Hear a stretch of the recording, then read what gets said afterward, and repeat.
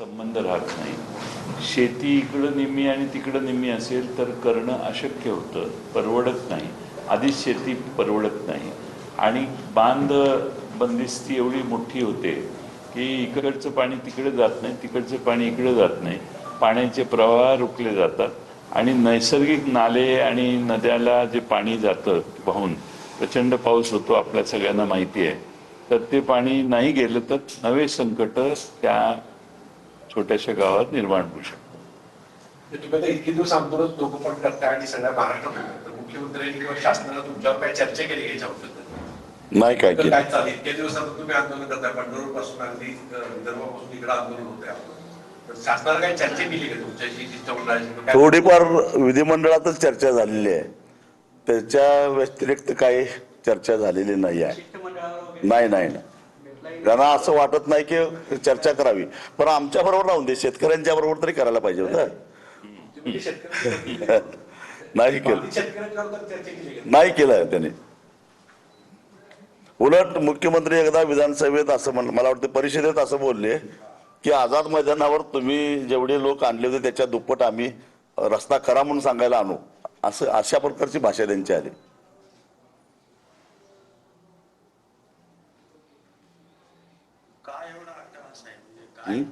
मी सांगितलं की 42-45 हजार कोटीत होणारा रस्ता 1,10,000 कोटीत करायचा, मग हे काय सांगायला उघड गुपित आहे कशासाठी करायला ते? हो, दुसरं काहीच नाही।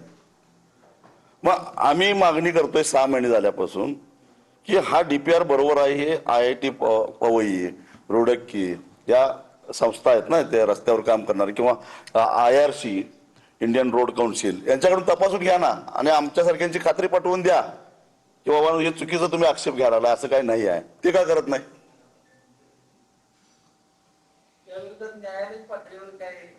नाही, आम्ही रस्त्यावरचीच लढाई लढणार, न्याय व्यवस्थेवर माझा तरी फारसा विश्वास नाही। ग्रामसभेच्या सगळे ठराव दिलेत सांगली जिल्ह्यातले की ज्या ग्रामसभेमध्ये पूर्ण विरोध आहे आमचा शक्तीपीठला, आणि बघ जर 2013चा कायदा सांगतो की 20% पेक्षा जास्त विरोध असला तर रस्ता करायचा नाही, मग हे सरकार आम्हाला पाणी नसलं तर पाणी द्यायचे, वीज नसलं तर म्हणते वीज देतो, पण शेतकऱ्याच्या जमिनी काढायसाठी हा कायदा बाजूला ठेवून हायवे ऍक्ट 1955चा घेतला तिने जुना। म्हणजे याचा अर्थ आमचं म्हणणं न ऐकता आमच्यावरती जेवढं करता येईल तेवढं करता येईल, हा अन्याय आहे।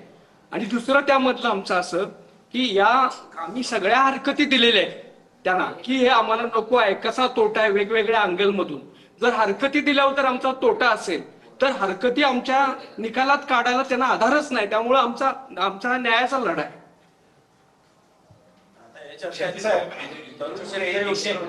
आता आता आता तुमच्या माहितीसाठी सांगतो, तुम्ही पत्रकार परिषद बोलवली आहे, हे आमचे 3-4 जणांच्या बरोबर आलेले कार्यकर्ते आहेत। आता सरकारने दखल घेतलेली दिसते आहे, इंटेलिजन्सचे 2 माणसं पाठवले होते, एक टोपीवाले आणि एक त्या बाई, या घेऊन घेत आहेत। आता कदाचित आमची मागणी मान्य होईल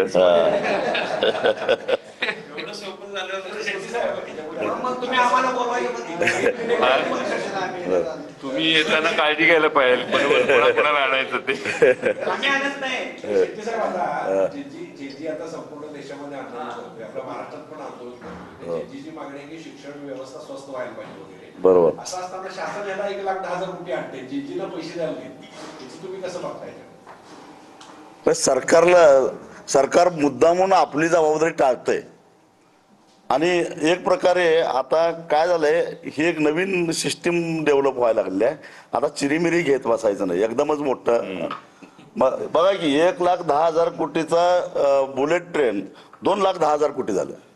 प्रत्येक गोष्टी समृद्धीचा सुरुवातीचा डीपीआर किती होता, नंतर किती झाला बघा। आणि मग अशा पद्धतीनं बारीक सारीक गोष्टीत नाहीच राहिलं, आणि मग त्यांना काय पडले हो, सर्वसामान्य लोकांच्या पोरांना शिक्षण मिळतंय का नाही मिळतंय याच्याशी त्यांना काय देणं नाही। अहो सरकारी दवाखान्यांची अवस्था बघा किती वाईट आहे, माणसं आजारी पडायला लागल्या, त्यांच्यावर उपचार होत नाहीत।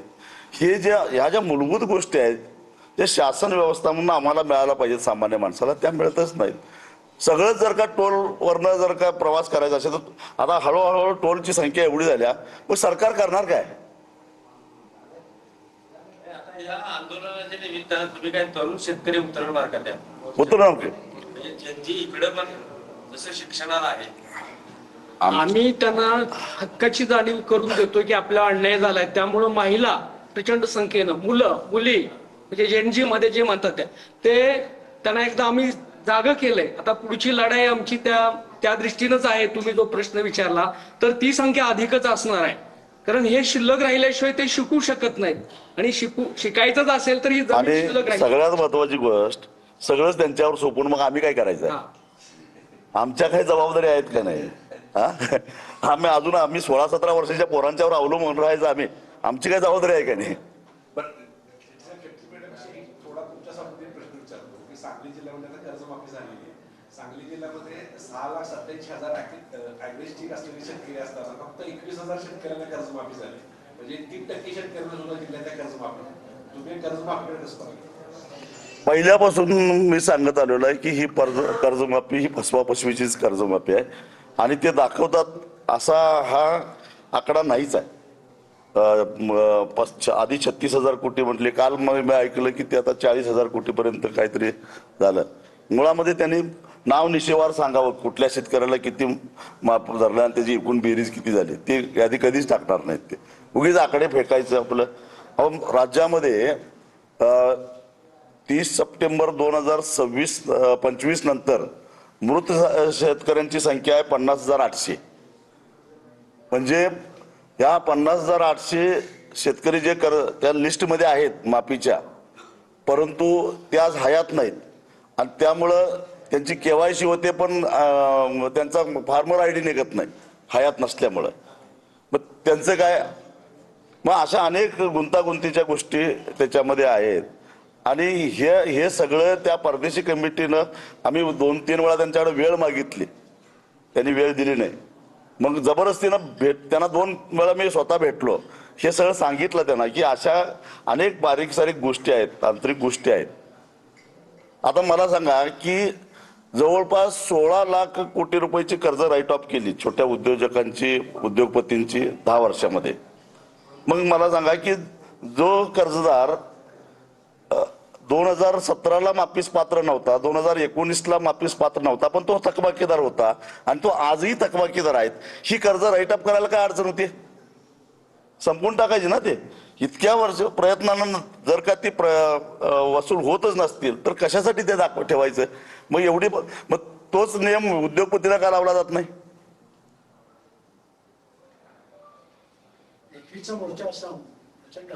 हो, ताकदीनं आम्ही मोर्चा काढू. आणि ते जे म्हणतात की हे ठराविक लोकांचीच ह्याची मागणी विरोध आहे, बाकीच्यांचं समर्थन आहे, त्यांनी फक्त संयुक्त मोजणी करून दाखवावीच. मला सांगा की रात्री 3 वाजता कुठलं नगर ते आपलं बिट्याजवळ भाग्योदय नगरला जायचं काय कारण होतं? दरोडा घालता काय? हा, मोजणी कधी रात्री होतेच. ते 4 प्रांत, 3 DYSP आणि सगळा जवळ 400 पोलिसांचा फौजफाटा. अहो, त्या गावाची लोकसंख्या आहे मला वाटतं 350 का 400.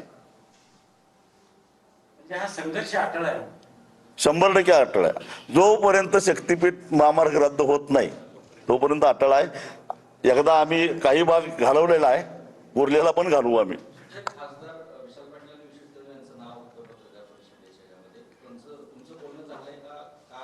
विशाल पाटलांना आज ते संसदेमध्ये हजर राहण्यासाठी व्हीप निघाले, त्यामुळं त्यांना तिथं राहणं गरजेचं होतं.